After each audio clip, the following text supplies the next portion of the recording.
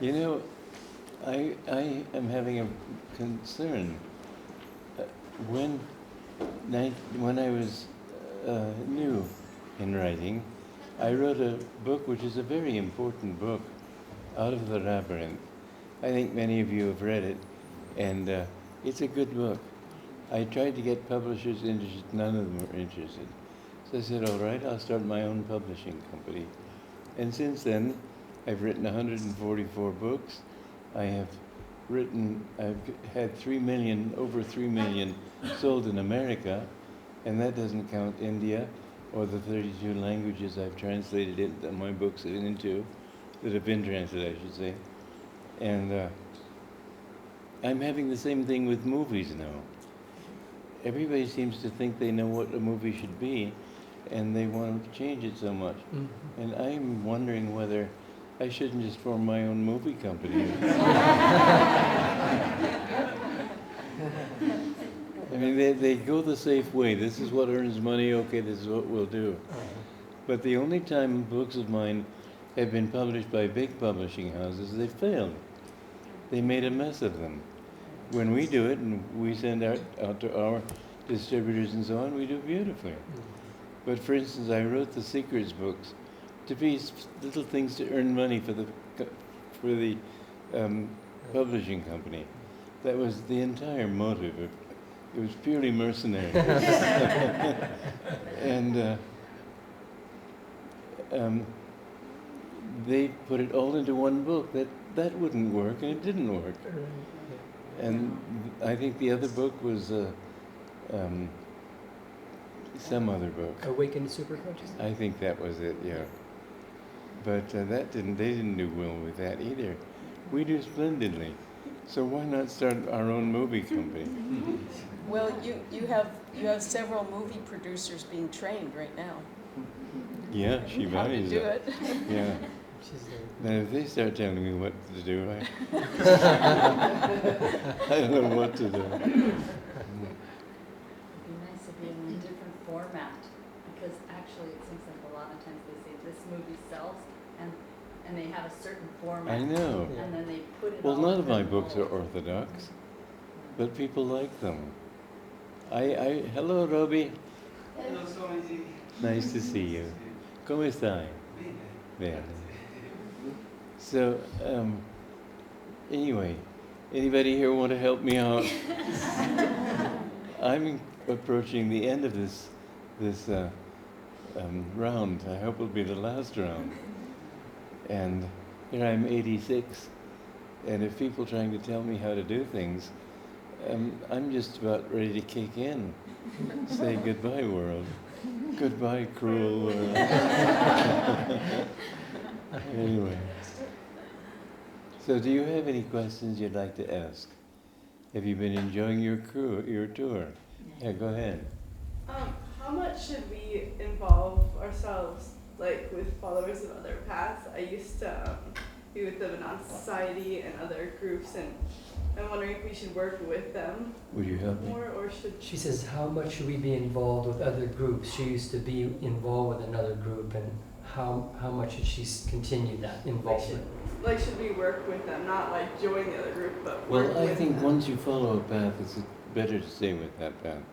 It's not that all other paths are false, but they do have differences. And people who go with several paths may find their feet in two boats and fall in the middle. And so I have read well-known teachers, good teachers, who teach different things from what my guru taught. And if I were at all like many people, I would say, now, who's right? I've made up my mind who's right. Quite a few of the saints I went to in India tried to get me as their disciple. I just wasn't interested. But I would say for that reason, better stay loyal. If you like this path, I don't say you have to follow this path. I don't, when I give lectures. She means as an I mean organization. join another path, but I mean as Ananda, Ananda working with other groups. She means the organization of Ananda working with other groups. What other groups? Yeah, with Like other. Vedanta Society. I'm all for it. Yeah, collaborating. I'm all for it. The trouble is they aren't. But really, I'd be happy to work with any group. They usually don't like it, but we're open that way. I always tell people, I'm not trying to convert you to anything except your own higher self. And I don't like this competitiveness.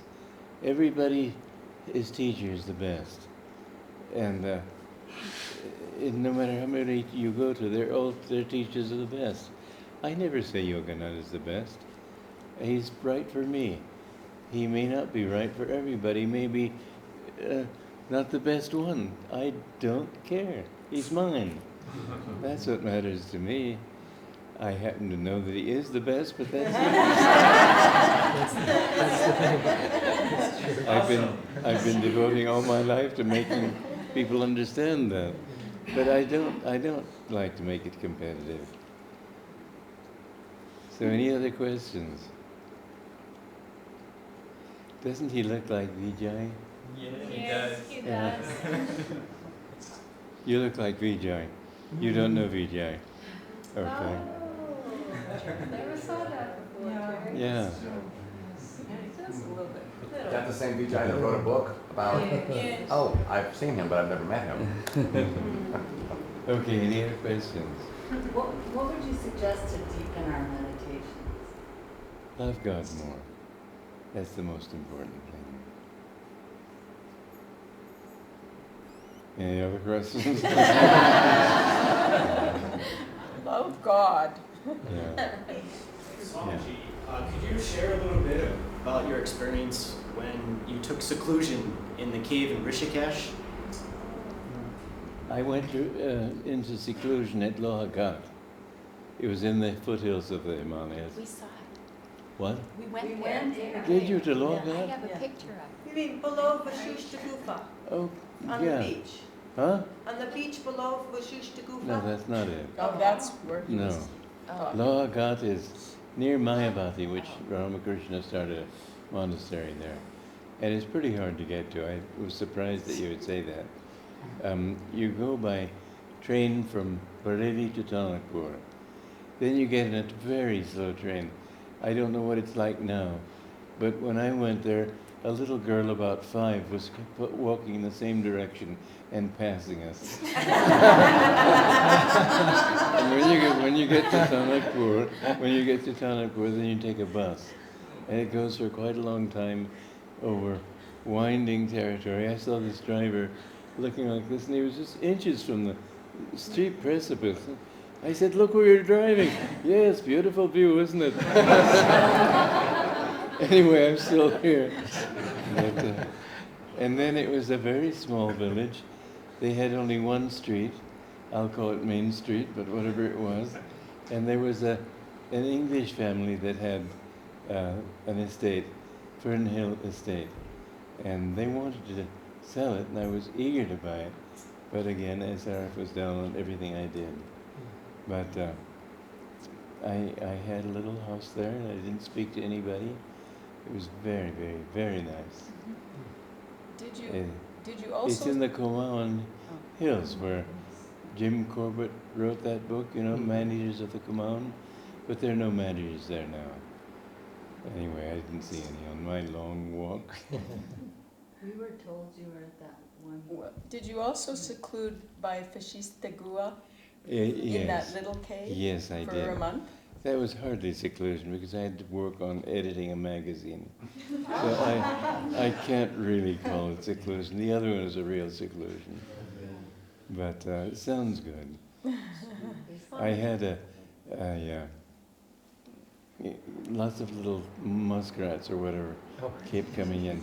And somebody from Kerala became my devotee, you might say, and he used to meditate there after I left.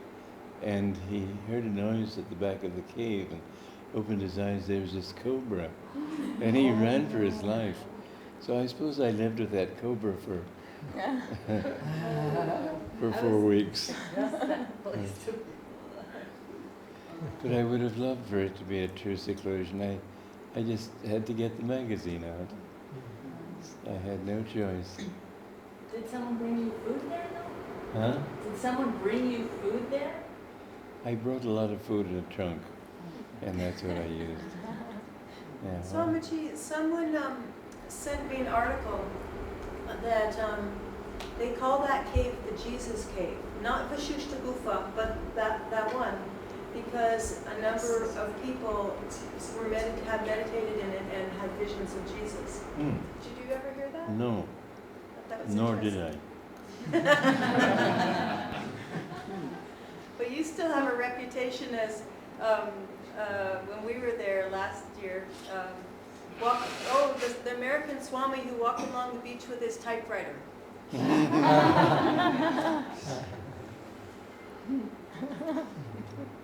What is the number one quality that we need to cultivate to get closer to God? The most important quality is devotion. Yeah. Seclusion in his book, The Holy Science, said that until you can develop the natural love of the heart, you can't take one step toward him. So of all the qualities, I was very intellectual when I came to Master, and he kept telling me, get devotion. But I was working hard and chanting hours a day and so on. I did develop it, but he started telling me to do intellectual work.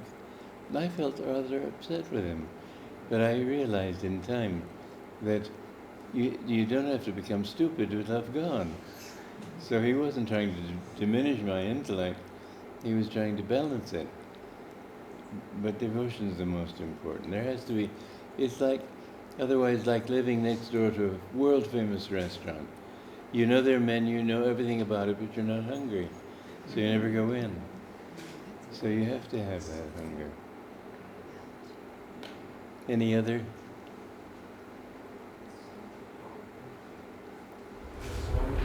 On the thread of seclusion, at Ananda village, it's very active. What degree do you recommend we seclude? Because it doesn't seem like I could even take like a day of silence without being... What is he saying? He's saying, Sorry, I'm deaf as a post. what do you recommend for seclusion? At Ananda village, it's so busy that he can hardly get a day of silence. I think it's very important. I used to go out to the desert and not speak a word. And I remember Mokshananda and I were out together. The only words we exchanged were, I wrote a note saying, "What's this?" and he wrote, "Spinach." Something like in a pen there. But it's very good to have a week or two of seclusion every year. And I would like to start emphasizing that more. And I mean by seclusion, not speak to anybody. Just completely be silent. Write notes if you have to, but it's a very good thing. So please, all of you, take that. If you take one thing from India, take the one thing it doesn't give you, silence.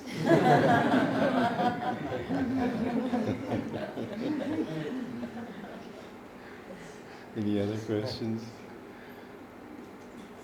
Swamiji, you wrote this beautiful Visits to Saints of India book, Yes. which we didn't come across till almost the end, and so it's fascinating and it's wonderful. I'm thinking the highlight of this trip for probably most of us is seeing you. Second to that, are there any living saints that you... You know, when I came back, I first came to India in 1958. And at that time I met quite a few saints. I have to say that the last 2 or 3 years that I've been here, I haven't met any. No. You'd think I'd attract them, but I don't know. I know that India has to go through this period. It doesn't worry me. Abdul Kalam, Mr. Katikan took me to meet him. And Abdul Kalam said, what did you feel? You were here in the late 50s. Has India changed much? I said, it's changed extraordinarily. But it needs to go through this. It needs to claim its place among the great nations of the world. And it'll go back to its... Even now I find that the devotion is increasing again. 10 years ago there was no devotion, all money. Too bad. But now it's changing, and more people start coming. But when I was here before, there were so many wonderful saints I met.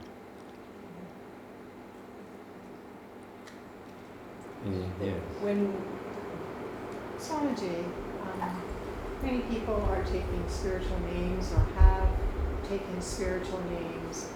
What is the importance of choosing? No importance particularly, except as a reminder. It reminds you that, but really once you get used to being called that, you don't really often think of yourself as meaning that. A person may take the name Bhakti, and after a year or two, she's never even thinking that. So it has minimal value. Still, it has some. I'm trying to defend myself. Because everybody and his brother's been asking for names. And I don't know Sanskrit. I know some, but not much. Were you asking one? No, I was just going to mention that we were at Shivananda's ashram. Yes. And there was a Swami there who was with Shivananda. And he said he met you in 1958. What's his name? Vimalananda. I don't know. Yeah, he was originally from Canada, actually, and then Okay. he's still there, and he's president, I guess. Yeah, but I met Shivananda. There was another one. yeah. Yeah. It was an odd thing, though, because he let anybody do anything. Somebody could make the noise of a tabla with his mouth, and he had him perform. It was really a tamasha, but I think he was a great saint. Any other questions? Yeah. What suggestions do you have for pilgrims who struggle with meditation? Everybody struggles with meditation, you know. Here we're going this way, it's going this way. I said to somebody who came to me the other day, and he said, you have to understand I've got my mind full of projects. And I said, look, make your meditation those projects, forget about meditation. I said, think of God, bring God into your workplace. Try to make it an active meditation that way. But he's not ready to meditate. So if you feel the desire to meditate, then do. But otherwise, I say, bargaining with people, okay, meditate as long as you brush your teeth in the evening. Do that much meditation, and maybe 5 minutes of meditation. But you'll get to have a taste for it, and then you'll get to liking it more and more and more. And in that way, it will grow on you. So there's hope. There's absolutely hope. Otherwise, nobody would ever get out of this mess. And you have the eyes of somebody who would like to meditate, so do work at it.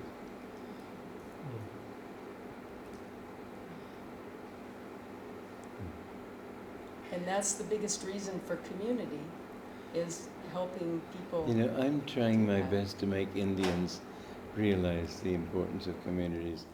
America is really, I read something the other day that the government has decided to print $500 billion a month. Wow. You know, that's, when they release that into the marketplace, it's going to create the dollar to just go down like that. Master said that the dollar won't be worth the paper it's printed on. That's a heavy prediction. And we have to understand that the world is going into a very bad place. Economically, that will bring wars. I don't see any way we can get out of it. But one thing is a very interesting point that I read about, that two religious communities in the center of Nagasaki and Yokohama,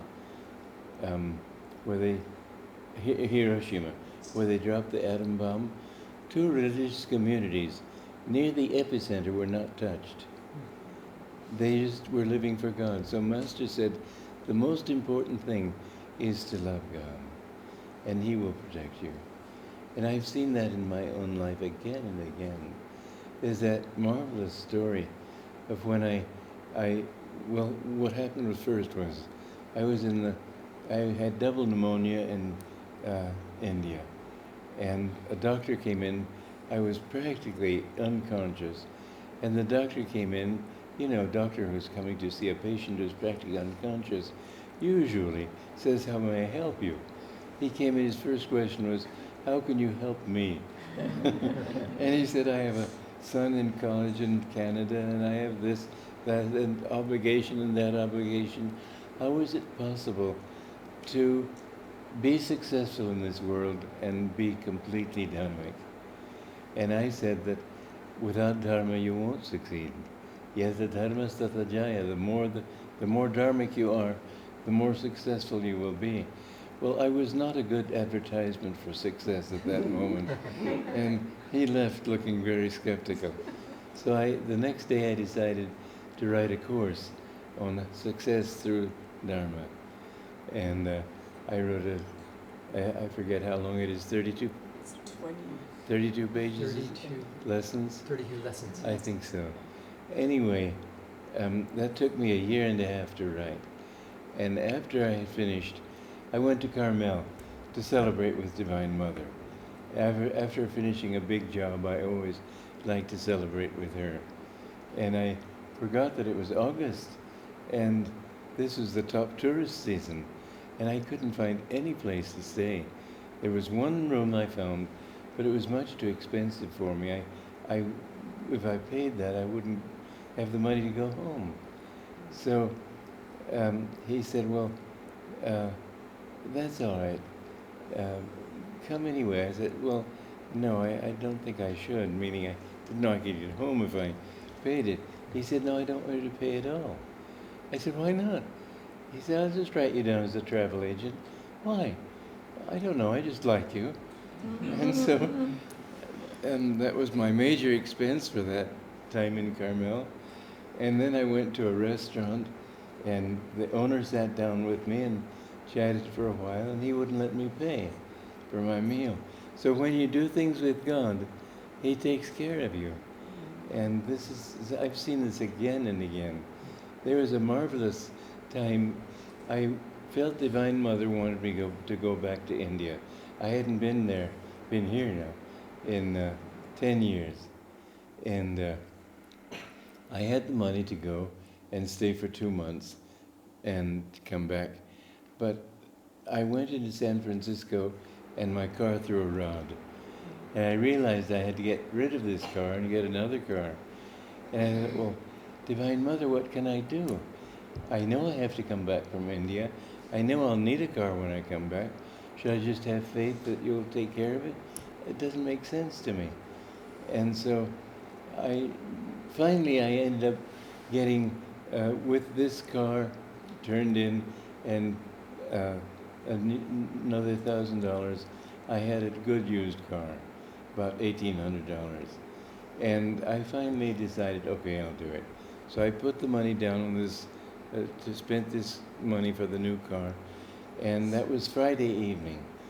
The next Monday morning, I got a letter in the mail. To me personally, it had a check enclosed for $1,000. It was somebody I didn't know, and he wrote, "Use this as Divine Mother wants you to." How many people in America think of God as Divine Mother? I hadn't met him, and yet, and I've seen wonderful things like this happen. So don't doubt. God will take care of you if you love Him. But we're coming to a time of very great depression. And when I think of India, Pakistan would love to invade India. It's much too small. But Pakistan's backed by China. And so this could easily be. India, well, we've moved away from Delhi, which is, of course, the capital. That's a worrisome place. This happens to be the defense capital of India, Pune. So,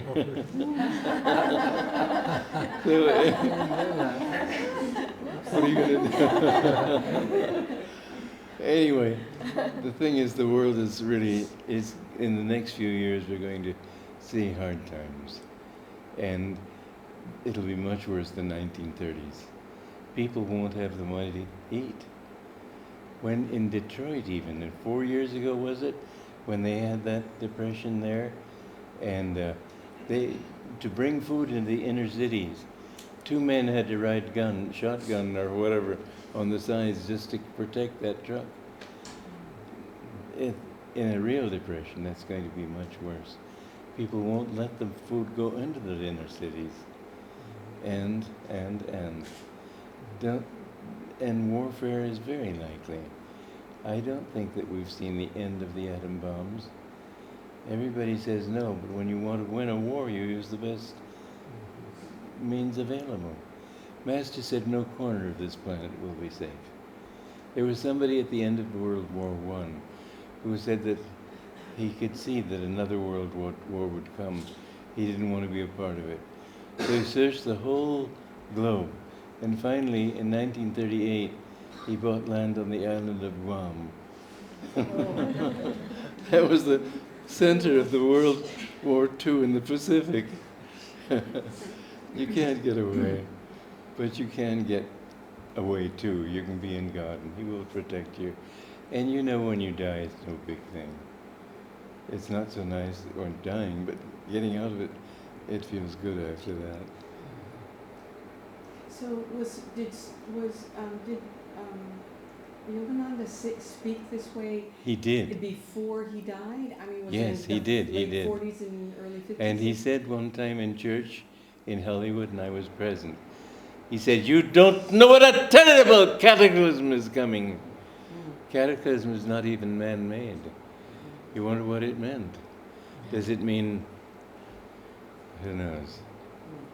But no, we're not coming to pleasant times, and he talked about it quite frequently. So I read your economy in the solution, Yes. and Yeah. I really enjoyed that book that you just read. Yes. And, Well, it makes sense. But I do plead with all of you here in India, get behind this community here. Master said someday this idea would spread like wildfire. People all over the world will feel the need for it. But right now, getting it started has been difficult. People think, sure, not today, maybe tomorrow, maybe after I'm gone. And so they're waiting a little bit.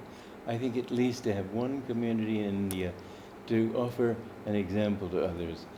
When other people see it really happening, they will go that direction. Not many people, but some people. You know, you can't expect most people to change. And I will add to that, you can't expect most people to survive. It'll be the new generation mostly who take this up. But why be stupid? Why not do it now? I really think that to be a part of this Pune community is extremely important. And in America, when I started the first Ananda community in America, the one Ananda village near Nevada City, I had a lot of trouble. Everybody wanted to do it his way. I could hardly open my mouth and 10 people would leap into it. But now that we finally got it settled, so that it's going in a particular way, now we can say to people, this is how we do it. And they can take it or leave it. They can't come in and start. I know there was one fellow there, after 6 months, he started saying that, well, in Japan they have the system that when the old people get old, the new people should come in. He was trying to take over Ananda. Was I old then? I was 41. I had to say to him, I did not start Ananda to turn it over to you. And I had to be fierce sometimes. But now it's going beautiful. If we start communities, if other people start communities, it would be very helpful to say we're following the Ananda system. It doesn't have to be our own work even. But if we have a system that works and they follow that system, it'll be much, much easier. The hard part was the first part. And we've bled through those years. Now we don't have to worry. Just tell them you're doing it according to the Ananda system. So advertise the idea of people coming there and learning what that system is. And our 2 basic principles, people are more important than things. And yata dharma tata jaya. Where there is Dharma, there is victory. I have been rigid in following that. There was a time in the beginning when I was making all the money to start Ananda, and it took a lot of work. I had to teach classes in yoga from city to city, every night a different city. I remember one night I came home to my parents' house in Atherton before going to give a class, and she looked at me, my mother looked at me, she said, "You just can't punish yourself like this. You've got to cancel this class." I said, I don't know where they live, how can I cancel it? So I went into my bedroom and closed my eyes and thought of all the things that were making me so exhausted. Constant telephone calls, and this wave of energy would go out to push it out of my life, and I said, well, I can't help it, it's a part of my life, so let it be. And I accepted it, and all the telephone calls and all the classes and going here and going there, all the letters I had to write, I had to do it all myself. I had nobody to help me. And every time I thought of it, instead of pushing it away, I said, okay, let it be. And I came out of that half hour, and Mother said, oh, you've had such a good sleep, I can see it. And I hadn't slept at all. And I gave maybe the best class I've ever given on the energization exercise. But anyway, this is how hard I was working. When somebody came to me and said, I've inherited a certain amount of money, and what would you advise? Would you advise me to join Ananda? In which case I'd give this money to Ananda. Or do you think I should go to India? So I thought, well, he's giving me a choice. That means he isn't serious about joining Ananda. So I asked him how much money he had. I said $200,000. He said $200,000. And that was like $1 million today. And I didn't hesitate. I wasn't even tempted. I said, you should go to India. I've never heard from him again. But I've been very rigidly dharmic. And yet we've somehow thrived. When we had that forest fire, it destroyed 450 of our 700 acres, 21 of our 22 homes, and then our neighbors discovered that it was a faulty spark arrestor on a county vehicle that had caused the fire. And our neighbors all sued and collected their money. I said, I will not sue. And we had no means of making money. We were in a desperate situation, but those people who decided they wanted to leave, we gave them the money that came in donations. We gave it first to them. And anyway, here we still are. So I do believe absolutely that when you follow the path of righteousness, then you will survive. God will protect you.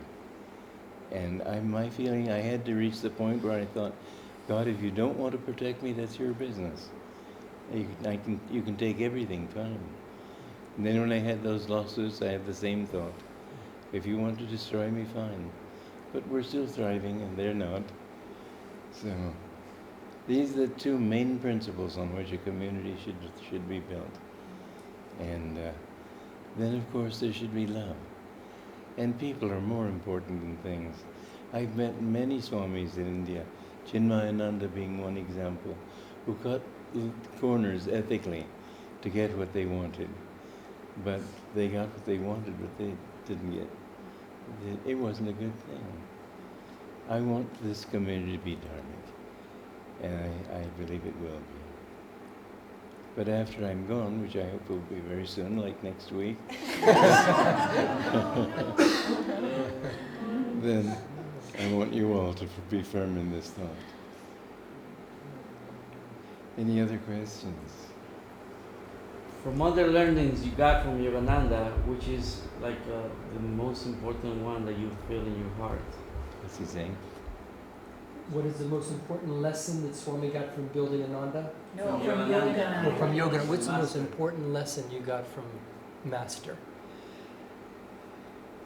I think my whole life is that. I could say devotion, but it's been many things. He spent many hours talking to me. I think he knew that I would be carrying on his message. because he said to me many times, you have a great work to do. One time he said, of the men, the only one who hasn't disappointed me is St. Lin. And he said, you mustn't disappoint me. And he said it with great power. But I know that there were men who didn't disappoint him spiritually. It's that men have this outgoing energy. Women are more indrawn. And this outward energy was needed to get his work spreading, and I have that. And so he was very anxious to have me do that. So I think that that's how I could write that Demystifying Patanjali, because he talked to me so many hours about those things. I was out of the desert with him, and he spent hours just talking to me. Did you feel like he was also revealing at this time when you were writing it too? Or were you recalling from the times that he had? I was deliberately remembering what he said. The Demystifying Patanjali? Yeah. It was all from what he told me. When he was still in body? Yeah. So nothing felt like it was coming from him? Also. But things he specifically said. Oh, yeah. So it was the combination. Yeah. Swamiji, what's your reaction or thoughts regarding the John Parson book that just really... I think it's a great book. Have you all read it? Yeah. It's a good book. It's absolutely the truth. We had to go through all of that. One time, to give you a thought, because I know that many people don't think this way, but I have to say it's true. When we were in Pasadena, and Dayamata was very anxious for us not to depose her. And she was so charming. She said, no more lawsuits. And she said it with real charm and conviction. And we finally said, okay, we won't take that deposition. On her way home, Heidi Hall was one of the directors. She left SRF, mainly because of the way they treated me. But she said to the people in the car, that's the last time I'll ever see him again. Yeah. I call that hypocrisy. It sounds like a big lesson too is, do things dharmically and then have perseverance. Yeah, perseverance. In the Western system of a horoscope, I have all the big planets and a big grand cross in fixed signs. And you can't get a worse combination than that. There's a German astrologer who says, I don't know how you can live with that horoscope. But really, it's been a very good life. I haven't worried about it at all. Oh yeah, a few physical problems, and getting thrown out by my guru's organization, nonetheless. Swamiji, we were just talking about astrology and whether it's Western or Vedic. The Vedic is different. What is the best way to be victorious, even though your astrology chart may say certain things will keep you back? What is she saying? What's the best way to be victorious, even though your chart says one thing? Master said, don't worry about your karma. Just do your best, no matter what. I've had little problems in my life. I had my hips reached the point where you could see me in a crowd. I wore away 2 inches of hip bone just with the pen. Sometimes people would say to me while we were walking, they'd ask me a question, they'd say, if you're listening, I said, you have to realize it's taking every ounce of my willpower just to keep walking. And when I finally went to a doctor to have my hip fixed, he said, you should have been bedridden years ago. But I continued, and I had that little problem. And he said the worst case he'd ever seen was my hips. And I've had open heart surgery and cancer of the colon. They took out this much of the colon and lots of little problems materially. And then I got thrown out by SRF and left in New York with nothing, but God took care of that. My parents arrived from Europe in New York just the day that I was thrown out. So I was able to contact them and came back to California. And Lawsuits. The lawsuits. yeah, lots of lawsuits, yeah.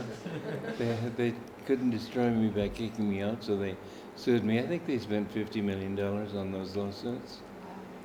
But we're still there and not kicking. Everything's been beautiful. Sounds like I hope I didn't offend him. It sounds like Lot in the Bible. What? It sounds like Lot in the Bible. Like you were devoted to God, you loved God and Guru, and you were devoted to Master, and then you came through all these trials, just like Lot loved God so much, and then they said, well, oh, Job? Oh, sorry, Rutgers and Job. Yeah, Job. Because then when then all the trials, they said, well, you love God because it's so simple for you, because you have everything's wonderful. But they gave him all the tests and trials, and he still loved God. It seems like you're the same way with Master. Well, okay. The oh yeah. There's a one of the ancient, like Briguda, what is it, Agastya, in Gurgaon is a branch of that. Anyway, I had a very interesting thing.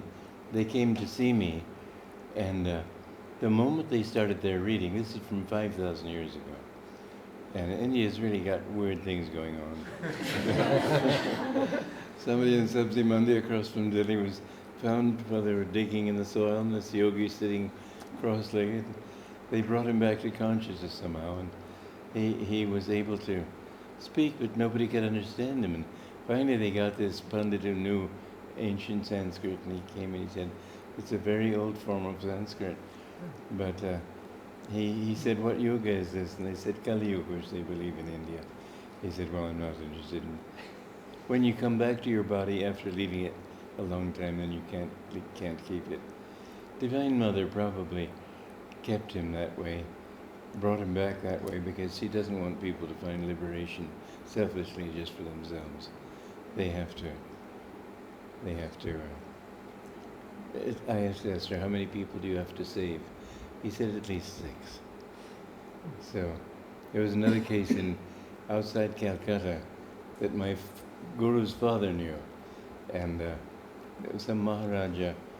They were digging a lake to get the water out and make land out of it, and they found under the lake about the people figured they must have been there at least 300 years, the engineers.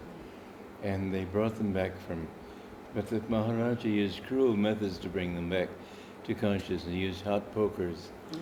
And they said that your whole family will suffer for this. And the whole family died. And they said that they had been living there for a long time. They were just almost reached liberation. Now they have to come back to another body. But Master also said Divine Mother made that happen so that they would not find God selfishly. You have to help other people. So it was a two-way thing. The Maharaja did wrong in bringing them back that way, but they were wrong in trying to find it just for themselves. So, anyway, what was I saying? Agastya reading. Yeah. He just began his reading, and suddenly there was this huge storm. Trees were being blown over, huge rain just flooded the streets, lightning, thunder, everything. And as soon as it ended, the moment it ended, the storm ended. And it was at the end of April, so it wasn't monsoon weather. Very strange. Anyway, he said that, what did he say? And you will be doing movies and... He said I'd be doing movies. And I did, but You become famous. that's why I began with this discussion. All the movie people wanted to do it their way. I don't know. Swamiji, how would you compare the Briga reading and the Agastya reading? Very different or similar predictions or whatever? I had been through a lot when I came to Agastya. The Brigu talked of things that were in the future, and those were not easy things. He said he'd have problems with his everything, and I have had. And he said that there's a danger. He didn't say I would die, but he said there's a danger of sudden death. And one time I was out of the desert, and suddenly a flock of crows flew right around my head. And I thought, this can't be a good omen. Anyway, I was sleeping out on the terrace, and when I went to make up my bed to go back to Los Angeles 2 days later, I found a squashed black widow spider between the sheets. I had just turned over and killed it. So that was one near-death thing. Another one was, I was setting up a microphone in Puri for Dayamata. And suddenly there was a short circuit. It lifted me off the ground. And it could have killed me. The current here is 230 volts. And just in that moment, the fuse blew. I couldn't have let go, because when something grabs you like that, the power, you clench your hands. But I was saved. My heart was a little upset for a few days, but my life was saved. And a third time, I had bought a lambretta in Italy, and I unfolded it at the Kashmiri Gate in Delhi, took it out of its box. And I didn't know about it, but I sat on the seat and turned the key, not realizing it was in gear. And the moment I turned it on, suddenly it took off. I was surrounded by high brick walls, and I had 2 seconds probably maximum to figure out how to put it out of gear and stop it.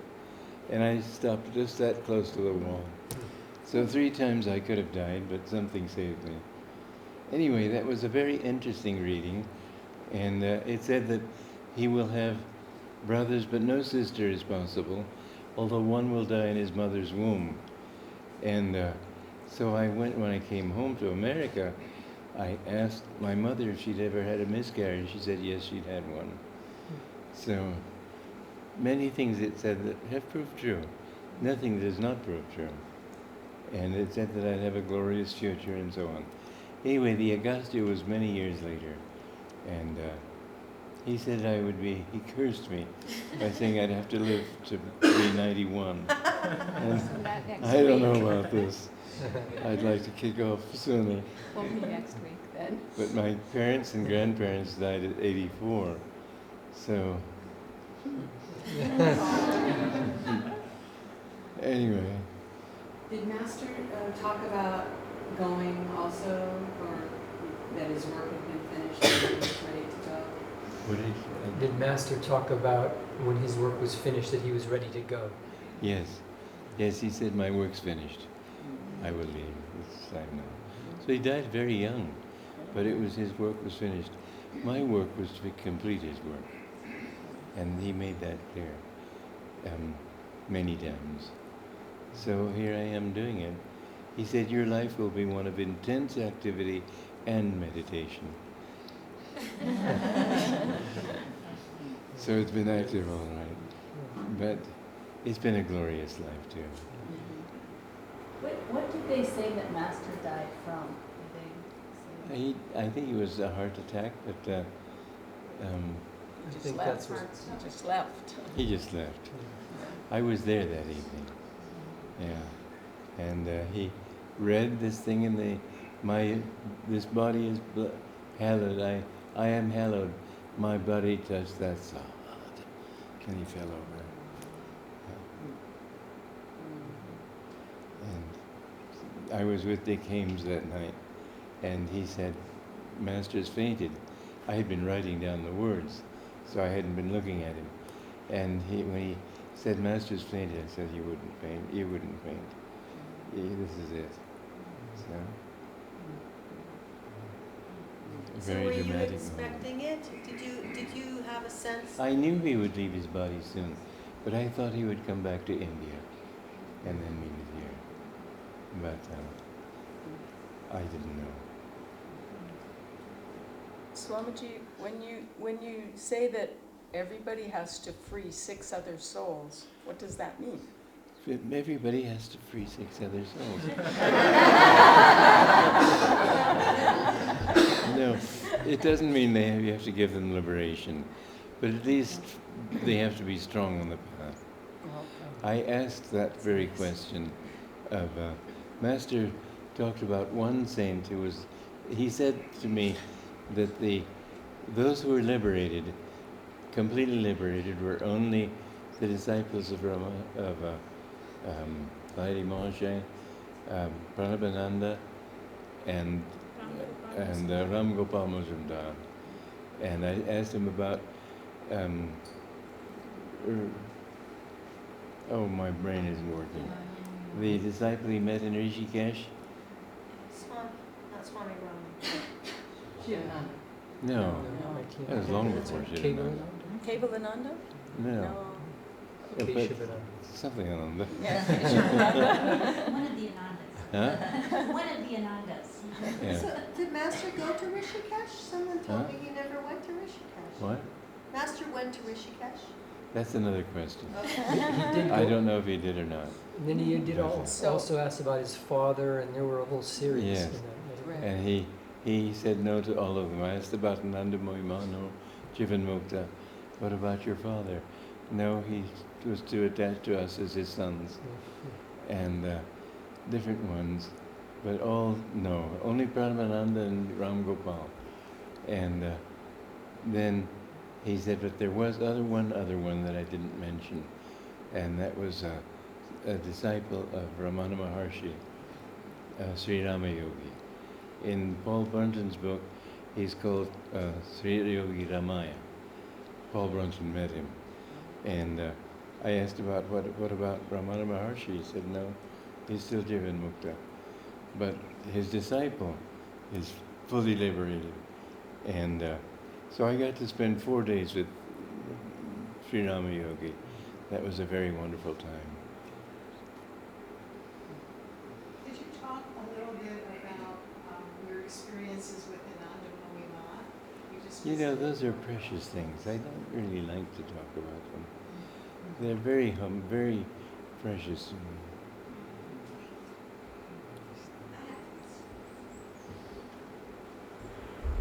Your voice, the tone of your voice is so nice and calm and inviting, which I really love it. I think everybody loves it. Were you... Did I hear her right? I'm sorry. Were you talking the same way to the master? Because he was... I didn't hear the last part. Would he Were talk? you talking the same way to Master? What's he Was your saying? voice Was the his same? voice the same, Yeah. Swamiji? Was your voice the same when you would talk with Master? I always had well placed. You know, when I was 18, I studied voice. And my teacher, in fact, told me, she was an old woman, and she said, I'm only living for one thing, and that's to see you become a great singer. I just left. I was not interested in being a singer. But she had taught me to place my voice well. And I felt badly for her, but really I didn't want to sing other people's songs. I want the truth. O cessate di piagarmi, o lasciatemi pur morire. Oh, stop bugging me and let me die is basically what it's saying. What's the use of songs like that? But then I was at Yosemite Park, and I'd been thrown out of SRF, and I wanted to find some way to serve Master that would not conflict with them, because I didn't want to conflict with my guru's organization. So I was trying to find ways that, and they didn't write music, so I was at Yosemite, and two boys were sitting on a bridge singing, and I was in the mood to sing, so I asked them, well, would you like me to sing? Sure, they loved it, so I sang Swing Low, Sweet Chariots, the only thing I could think of that has sort of a spiritual meaning, and not much, but the only song I could think of that would go with them. I couldn't sing an Indian bhajan or classical music or anything like that. And they were all excited, and they wanted me to sing for a party they were having. And they were all excited. And I was driving home and I thought, well, that's something I could do. But what is there to sing? I've been working on the railroad, you know. It'd be ridiculous. And then I thought, well, maybe I could write my own. And the moment I thought that, this song came into my mind, and I stopped at a milkshake stand and wrote it down on a paper napkin. And my brother had left his guitar at my parents' house and let me use it, so I was off to writing some music and songs. I've done over about 420 instrumental and vocal pieces. So anyway, all those are interesting things. Yes? What do you have to say, what advice do you have to offer on the quality of faith? What advice do you have to offer on the quality of faith? Faith is not belief. Faith comes from experience. You have a hypothesis. After you've tested the hypothesis, then you can say you have faith. But science, every 10 years or so, completely changes its mind on basic things. Even Darwin, who was considered the cornerstone of modern science, now that people are questioning him. But there's one thing that's very interesting.